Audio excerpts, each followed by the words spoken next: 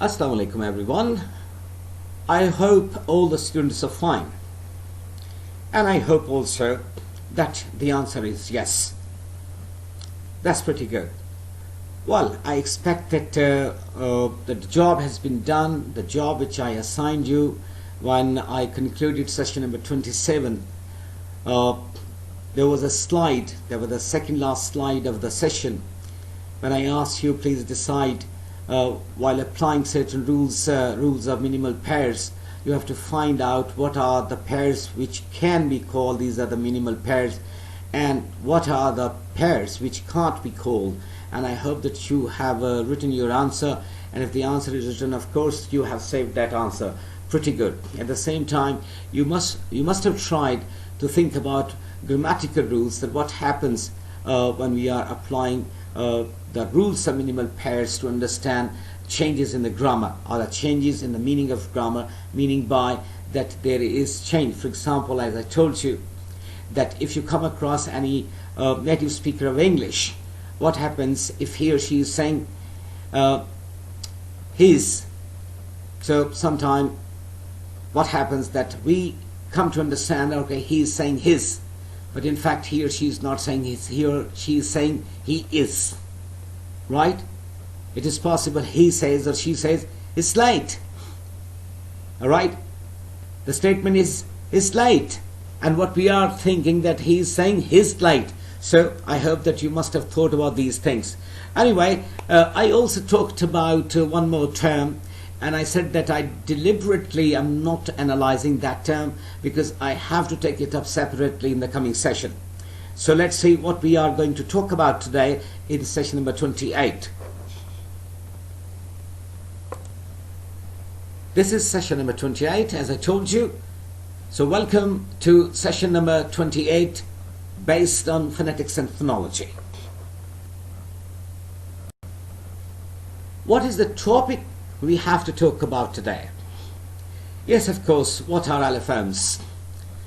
So this is the term you came across in session number 27 when this term arrived before you, that was allophone. Do you remember? And I said that deliberately I'm not analyzing in detail because I told you that I shall be talking about this in detail in the next session, and today's session is based on allophone. What are allophones? Right? So this is our topic. This is what the point of discussion. We have to analyze it, and of course through examples, through activities. So let's start our today's work, that is session number 28, based on what are allophones. Well, it's very important to understand what is a phoneme. Time and again, I remind everyone, I remind all my students that we must know what is a phoneme. Once we understand what is a phoneme, afterwards we have to understand what are phonemes. Then, whether or not these phonemes have got some sort of symbols or signs, and then, after determining, yes, each phoneme has a symbol or sign, the next stage is whether or not each and every phoneme has got some sort of sound. And the answer is yes, each phoneme has got a sound, and distinctive sound. Every phoneme has its own features, and this is what we analyzed during session number 27 in detail. For now, let's put this question on ourselves: what is a phoneme? What could be the answer? So remember, phoneme in linguistics, smallest unit of speech. What is it? In linguistics, it is the smallest unit of speech, distinguishing one word from another. Now, one word, or maybe the word element. But what we have to understand is what is phoneme.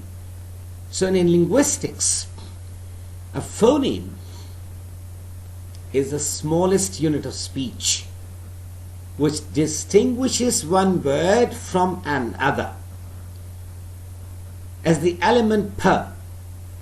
If it is a word element, as the element per in tap, which separates that word from tab, tag and tan. Alright? Same phoneme is there, but what happens?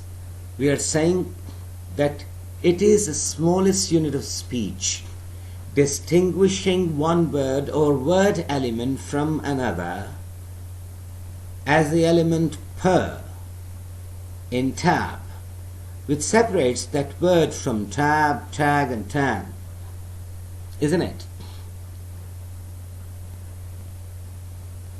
Are you getting my point? So per, tap, tap, tap. May I say tap so that you can hear properly? So it is distinguished. It is distinguished, and it separates what? The word from tab, tag and tan. So per, ter is there, ter and a. That is, these are two phonemes used in tap. Again, in the next word, on the next words, ter, a, both phonemes are there. But again, b is used, then g is used, then n is used. Are you getting my point? That phoneme in linguistics, the smallest unit of speech, distinguishing one word or word element from another as the element per in tap, which separates that word from tab, tag and tan. Alright? In all the words you can see ter and a. These two phonemes are there, but the last phoneme, for example, is different from per. Or we can say a phoneme may have more than one variant. Variation. Variation. A phoneme may have more than one variant. Variation. That is called an allophone. That is called an allophone, which functions as a single sound. For example, the purrs of pat, spat and tap. Now that's very important to understand. In all these three words, the sound, the phoneme per has been used. Now listen to me carefully.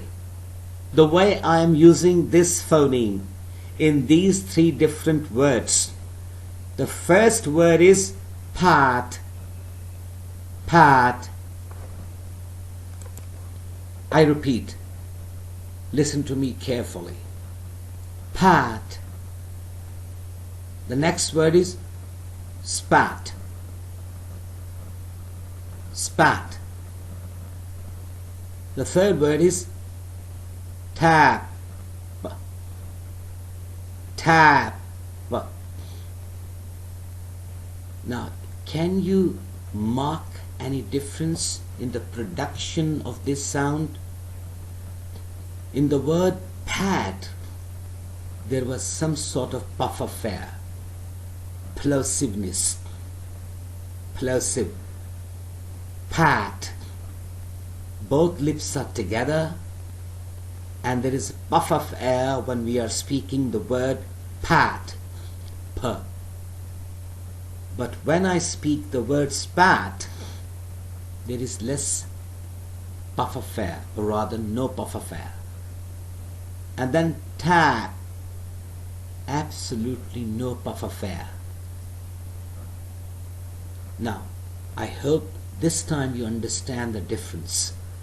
Let me read this statement again so that you may understand what I'm trying to say, so that you may be able to understand what is an allophone.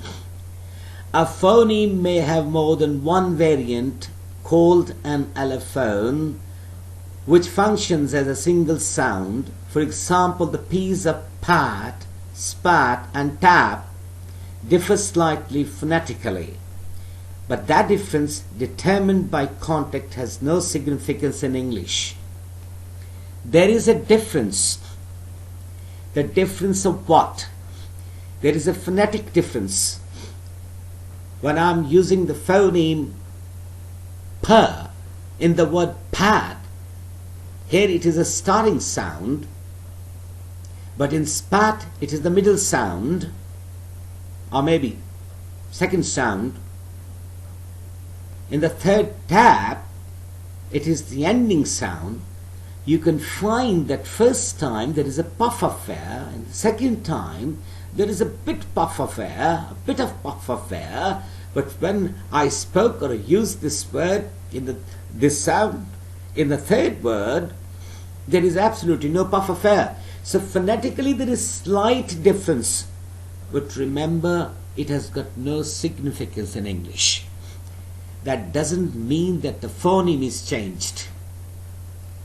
No, phoneme is never changed. But this slight variation is called allophone. So, the per of spat and the per of tap are the allophones of per sound. Now you understand, I hope, that what is the variation. It is variation phonetically, there is a variation and difference is there. I hope you understand now what is a phoneme and then what is the variation, and the variation in the phoneme, in the production of the sound or the sound which you hear, alright, that is called allophone. So these are the allophones of per. Phoneme is the same, right? There is a puff affair when it is used in the beginning. Pat, spat, tap. Alright? So, but it has no significance, You can't say that absolutely we have to change the entire phoneme. No, the phoneme is the same, but variations are there. This variation is called allophone. Is it clear? Well, these lines make the concept which I was talking about in the previous slide, they make the things clearer. Now, we understand what is a phoneme, and we understand the variation in the phoneme is called allophone. Remember, phonemes are based on spoken language. Phonemes are based on spoken language and may be recorded with special symbols. This is what I am saying. So each phoneme has got a separate symbol, such as those of the International Phonetic Alphabet. And we have talked about that. We have talked about them. We try to analyze them. I gave demonstration time and again, and I shall give you demonstration again and again in the coming sessions, definitely. But remember, phonemes are based on spoken language and may be recorded with special symbols. And you know now what are the symbols. This is what I started talking about, when I just picked up this session. In the beginning, I said the most important thing is that you must be knowing what are the phonemes. At the same time, what is the requirement that you should be knowing the symbols and signs of each and every phoneme. So here, we're talking about phonemes, and of course, when there is a variation in the production of that sound, so that is called allophone. Is it clear? I presented before you 3 words, and I used the sound per in pat, in spat, and in tap. So each time you can find, you can feel, you can hear the variation. So this variation is called allophone. Is it clear? Good. Well, let's introduce an allophone. I talked about this when I was talking about phoneme, when I was defining phoneme, and I presented before you an example by giving 3 words. Now the answer is, if there is a question, what is allophone? The linguistic answer is a predictable phonetic variant of a phoneme. A predictable phonetic variant of a phoneme. And this is what I established that there is a variation in a phoneme, and that is elaborated again. For example, the aspirated t of top, t sound, when used in the word top, can you feel there is some sort of aspiration, puff of air? Top. The unaspirated t of stop, there is no aspiration when I use this phoneme in the word stop. We never pronounce this word as stop. We never. This is wrong. So there is aspiration when I use this phoneme in the beginning of the word top. But there is no aspiration, unaspirated t in the word stop. Right? And then the third word is better. Better. Again, there is no plosiveness. There is no aspiration over here. So all these are allophones of the English phoneme t. All these are the variation within a phoneme.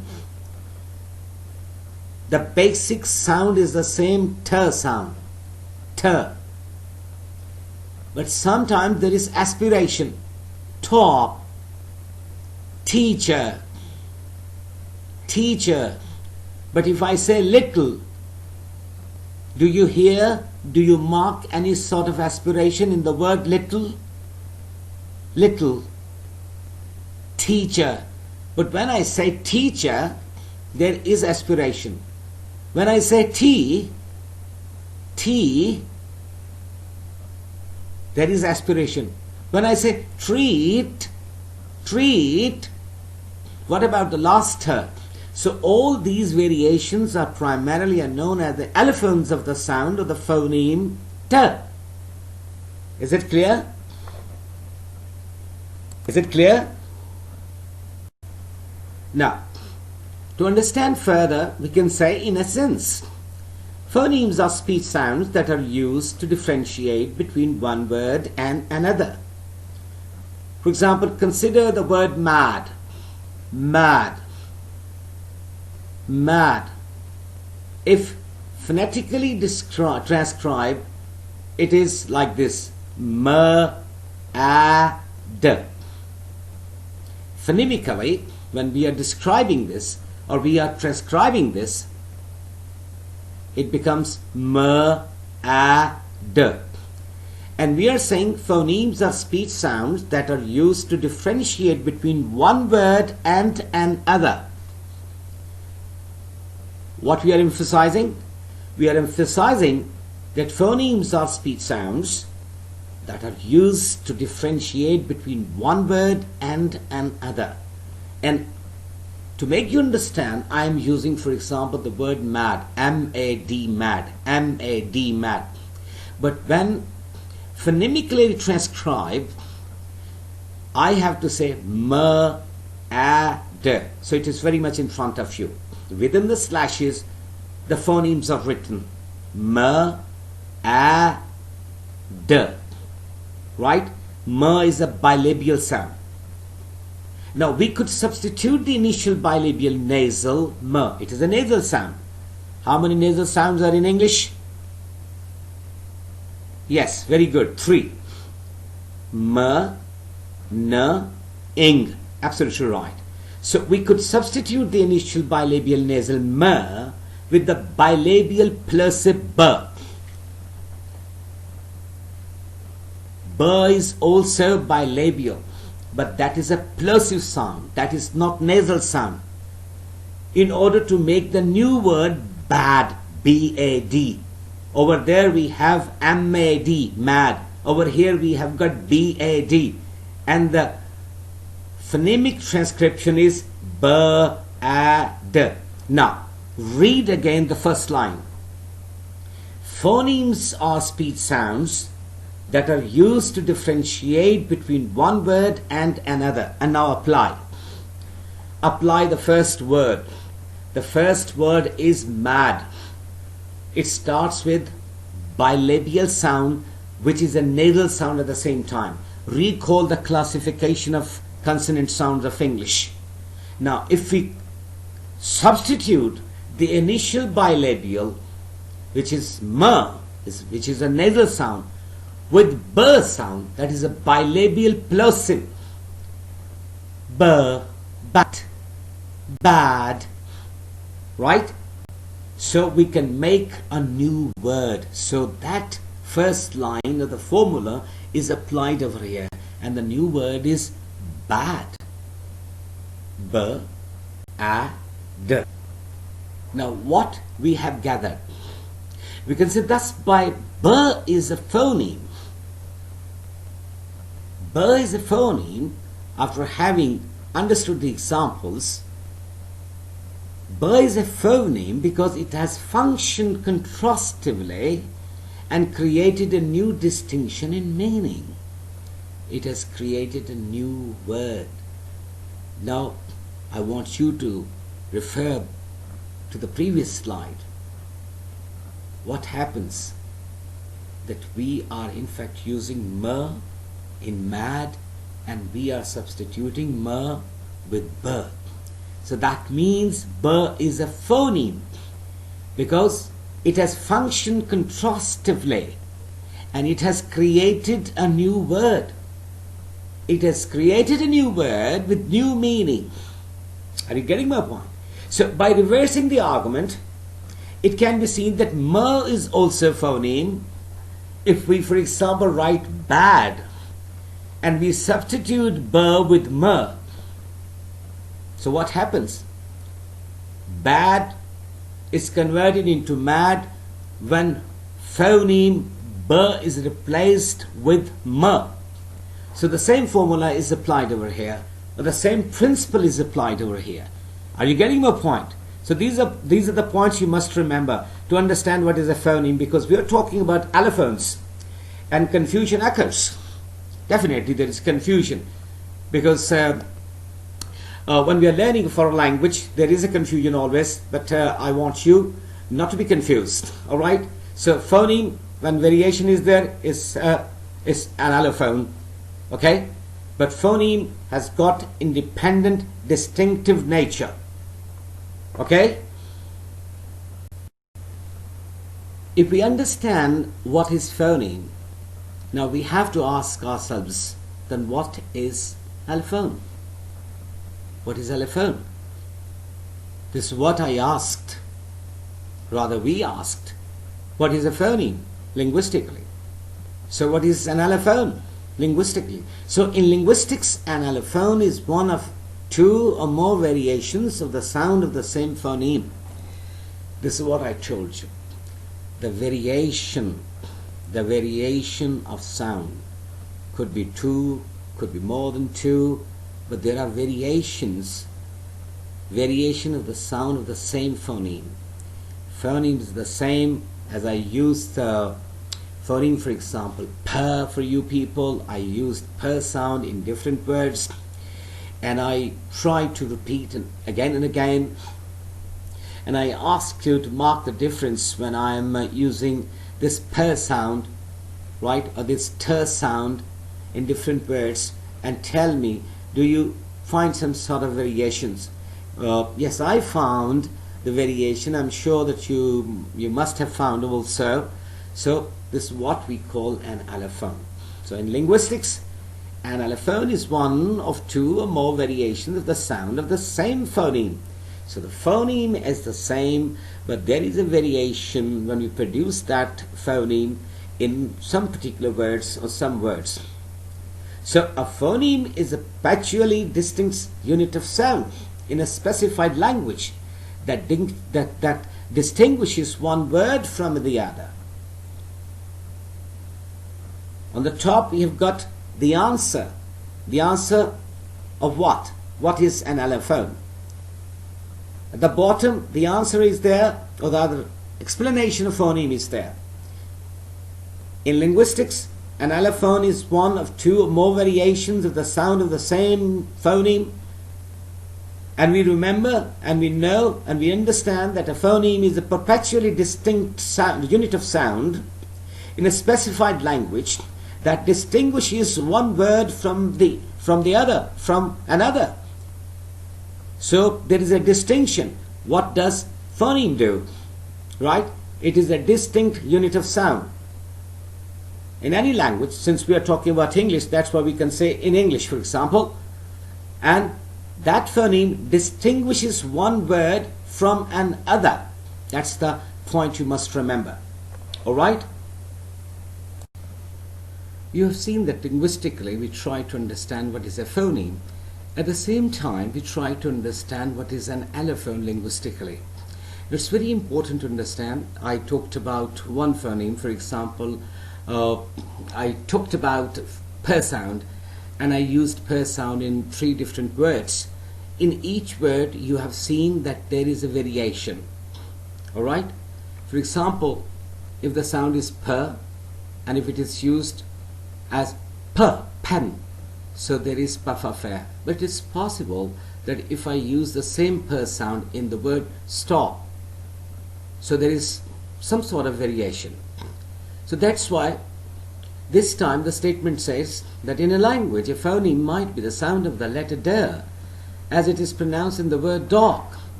So this time we have got D as phoneme, and if I use, for example, D, dog, so there is one slight puff of air, you can feel that.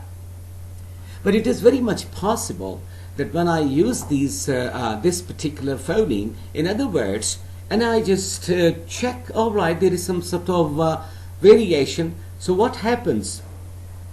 That variation becomes the allophone of the sound or the phoneme D. For example, the next statement says that allophone is a variation on the pronunciation of D in various instances, such as at the end of the word concluded. Now watch. The phoneme used in the beginning in the word dog is different when we produce this sound in the word concluded. Concluded. So twice this phoneme has been used in the word concluded. Alright? So we can say, yes, there are variations. There are variations in the sounds of D, phoneme D. You can use this particular phoneme in other words as well, and if you find or you've come across some sort of variations, that means we are primarily engaged in variation of that phoneme. And when there is a variation of sound in one particular phoneme, we name it as an allophone, as in the case of per, as in the case of ter, whatever the phoneme you have. So now we are in the better position to understand that allophone is a variation. That is not a separate phoneme. It is not a separate phoneme, but variation within a phoneme. And you must remember always that each and every phoneme has got a sound, has got a separate symbol or sign. We don't have any separate symbol or sign for the allophone. Why? Because allophone is a variation within the phoneme. This is must. This is a must for you to understand. Is it clear? Before we talk about this slide, I think it is appropriate to refer to the analysis of per sound. I hope you remember in the previous session we had an analysis of per sound. We used per sound in different contexts, and when especially we were talking about minimal pairs. Do you remember? Yes. And afterwards we tried to understand what were in fact the distinctive features of per sound. At the end of that session, I still remember that I had an analysis after giving certain examples of per sound in the use of certain minimal pairs. I said, alright, the distinctive features of per are what? It is unvoiced, it is bilabial, do you remember? And it is plosive sound. So each phoneme can be described as a maximal set of distinctive features. Each phoneme has got certain features. That's very important to understand. This is what we have been talking about, because we have to separate phoneme from allophone. We don't have to say that allophone is a phoneme, not at all. That is a variation within a phoneme. So we have seen that per must be described as voiceless bilabial plosive. This is what I told you. We have seen that after analysis, after quoting certain examples. So what we have seen? We have seen that per must be described as voiceless bilabial plosive to account for all the oppositions it can be found in. Every sound which is a realization of a given phoneme must show the same set of distinctive features. So every sound, in the first statement on this slide, this is what I was trying to explain, that each phoneme can be described as a maximal set of distinctive features. Each phoneme has got its own features, different from the others. As we have seen in the case of per sound, which we call voiceless bilabial plosive. So this is what the typical features of per sound. Same is the case with other phonemes, right? And we have to distinguish a phoneme from the allophone. So allophone is the variation within the same phoneme, all right? So what we can say now about allophone, about phone, about phoneme? Our answer could be like this, that the realizations of phonemes, of phones, are called allophones. That means this is the true realization of one symbol, one sign, that is called a phoneme. In English phonemes, remember how many phonemes are there? How many sounds are there? Yes, you're right, 44 traditional sounds. But remember, this time we are talking about phoneme. If per is a phoneme, fer, ver, ber, mer, whatever they are. So the realizations of phonemes, of phones in fact, that is called an allophone. All allophones of a phoneme share the same set of distinctive features. So there is one commonality, that each phoneme has got distinctive feature. We try to understand what is distinctive feature by applying the rules to what? To per sound, and afterwards we try to understand the same concept of allophone. When we talked about der sound, we tried to use the der sound in different words, and when we came to know, yes, there is some sort of variations, we started calling that these are the allophones of der sound, or ter sound, or per sound. So remember, all allophones of a phoneme share the same set of distinctive features. So it's very important to understand that there are distinctive features of each and every phoneme. But remember, each one can also show additional features. There could be additional features, but there are distinctive features each and every phoneme has. This is the point you must remember always. Is it okay? Now, my dear students, we are in the position to say what? We are in the position to say that an allophone is one of the phonetically distinct variants of a phoneme. That is the answer. If there is a question, what is an allophone? What is an allophone? In the beginning of this session, I said, okay, we are going to understand allophones, and I still remember I used this term during the previous session, but I did not have some sort of analysis. Why? I said that we shall be having a detailed discussion, and we shall try to understand allophone or allophones completely in a separate discussion, and this is what we are doing and we have been doing.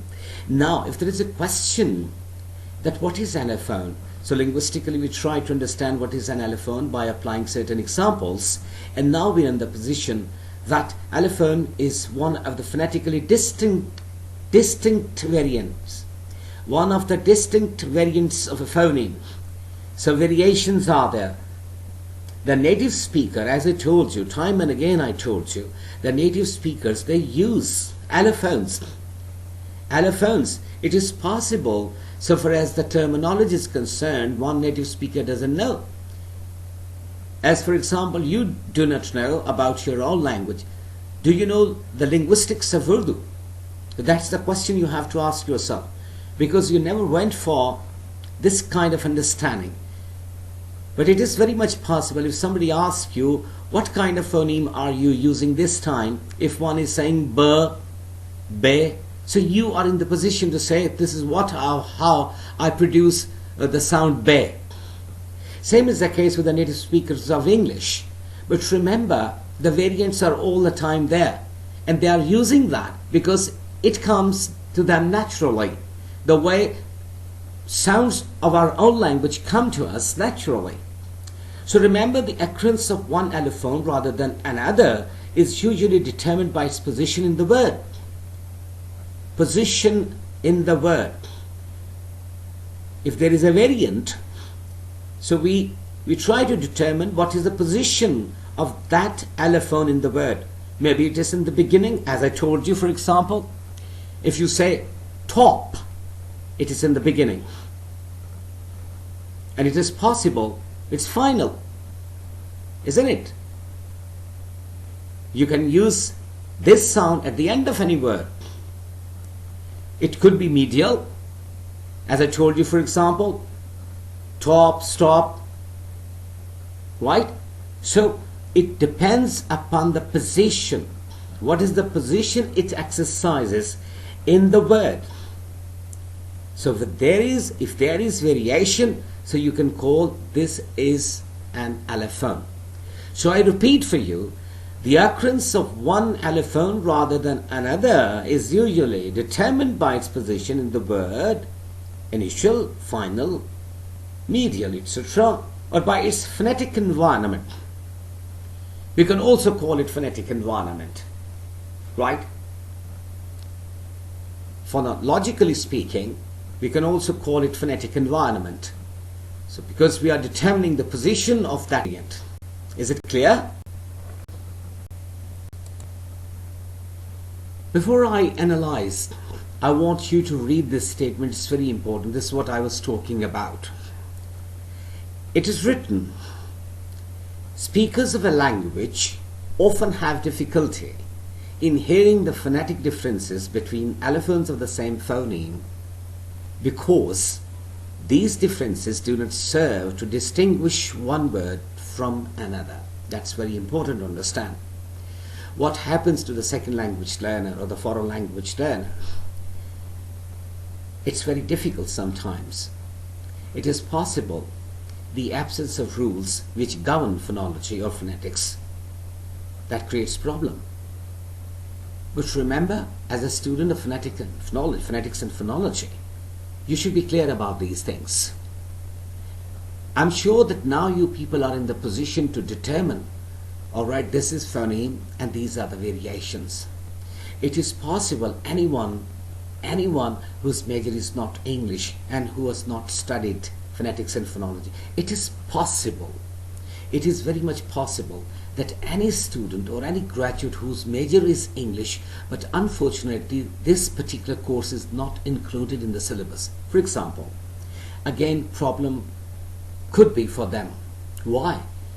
Because without knowing the rules, without knowing the concepts, for example, any student whose major is English, but unfortunately what happens that there is no inclusion of this particular course in his or her syllabus.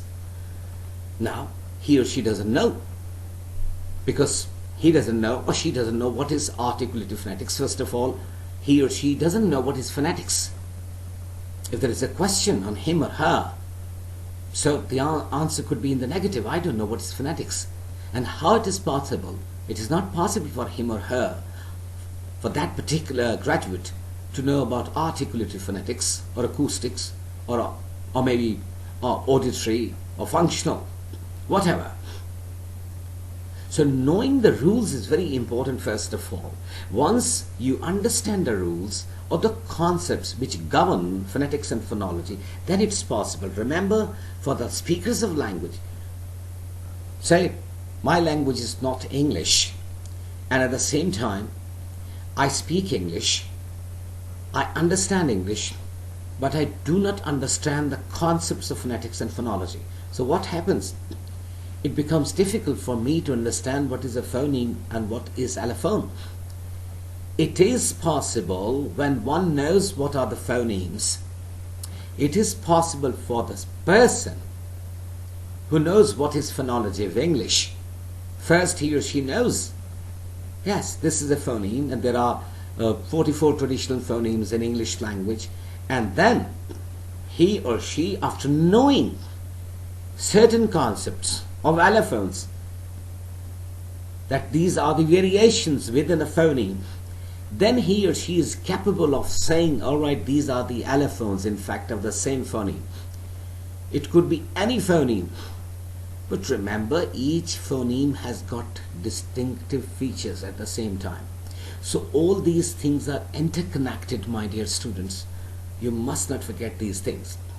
All these things are interconnected, and we have to. That's why I told you many a time that please do not try to understand the things which you come across in one session.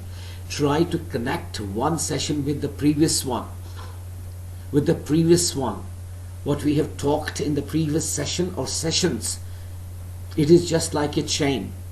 That you start talking about allophones, but you do not know what is a phoneme. In isolation, when you start learning about allophone without understanding phoneme, it will not be easy, it will not be possible for you to understand allophone, because you do not have the prior knowledge of phoneme. So this is my humble request that please you have to connect each and everything. For example, this slide is very much connected with the previous one, and then the previous one is connected with the preceding one. So these are the concepts interconnected. Okay? Now, for your understanding's sake, once again I'm bringing one phoneme. Remember, in English, the t sounds in the words hit, tip, and little are allophones. In English, the t sounds, I'm not saying t sound. I am saying t sounds in the words hit, tip, and little are allophones. Listen to me carefully. These three words, when I pronounce them, hit, tip, little, each time there is a different way to produce this sound. That's why I'm saying t sounds. But remember, these are the variations. The actual phoneme is t. T. Alright? That's why I'm saying in English the t sounds. I'm not saying the t sound. I am talking about allophones. Allophones are variations. If I say hit, it's the first word. Now this time t. There is no puff affair. There is no puff affair at all in hit. But when I use the same t in tip, so there is a puff affair. And then little. It is not little. I have seen most of the people pronounce this as little. It's not little. It's little. This time t has got different sound. So t in tip and t in little are the variations of t in hit. Is it clear? So that's why these are allophones. So phonemically they are considered to be the same sound, although they are different phonetically in terms of aspiration, voicing, and point of articulation. That is something else. There is aspiration, there is voicing, and definitely there is a different place of articulation. I'm not referring to that. We have had detailed analysis of all these things in the beginning of our course. Do you remember when we tried to classify consonant sounds of English? But remember, we are talking about variation. The sound is the same, but variations are there. And these variations are known as what? Allophones. These variations are known as allophones. This is the point you must remember always. Okay? Now for your understanding, my dear students, let me put it through another way. The aspirated p, it is p, a pin. Now why there is H over here? This in fact stands for some sort of puff affair, aspiration, p. That's why deliberately I have put this her over here, that to make you understand this is p. That means aspiration is there. And the unaspirated p of spin. Now in the word pin there is puff affair, p, I, n, pin. These are the phonemes. But in spin, s, p, I, n, phonemes are there. But this time the pronunciation of the sound p is not p. There is no aspiration over here. That's why both these are called the allophones of the phoneme p. In the word pin there is aspiration, but in the word spin there is no aspiration. P doesn't have some sort of plosiveness here. So that's why these are the variations. When we call these are the variations, we are in the position to say that these are the allophones of the phoneme p. Are you getting my point? After having said this, I think one more thing which is very important for you to understand. And what is that? It is written, but the choice of one allophone rather than another may depend on such factors as communicative situation, language variety, and social class. That means, I hope that when you are studying sociolinguistics, these are the things you must have studied, or maybe you are studying nowadays, or maybe you shall be studying in the coming semesters. Remember sociolinguistics, right? Sometimes the communicative situation asks you to use one particular allophone.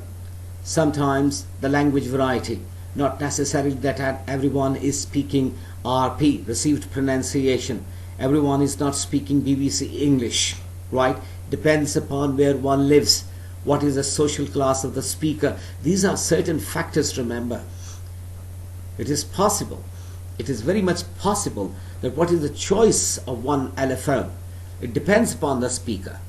When it depends upon the speaker, definitely speaker is in some sort of social setup. And that could be communicative situation, that could be language variety, and that could be the social class of the speaker. So these are the factors which are very important to understand. But remember, when you shall be graduating, or when you shall complete your graduation, and you shall be practicing teachers of English, at that time, definitely you shall come across these terminologies or these hurdles. But this is the time you must remember that, all right, it is possible sometimes there is a choice of allophone. And if there is a choice of allophone by one particular speaker, it is because of, and it can be because of what? Because of communicative situation, language variety, and social class. But remember, you must remember one thing, which I have told you, for example, when I was reading the first statement on this slide. The aspirated p of pin and the unaspirated p of spin are allophones of the phoneme. So phoneme, it's a distinctive sound, always remember. And so far as allophones are concerned, these are the variations within the sound of that particular phoneme. Is it clear? This is what you must remember always.